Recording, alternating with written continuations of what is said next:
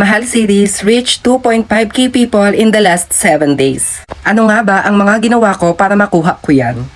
Para malaman mo, tapusin mo ang video na to. Number 1, create engaging videos and quality content. Gumawa ka ng mga video na alam mo na kapag lumabas yan sa feed ng mga followers at non-followers mo, ay siguradong papanoorin nila.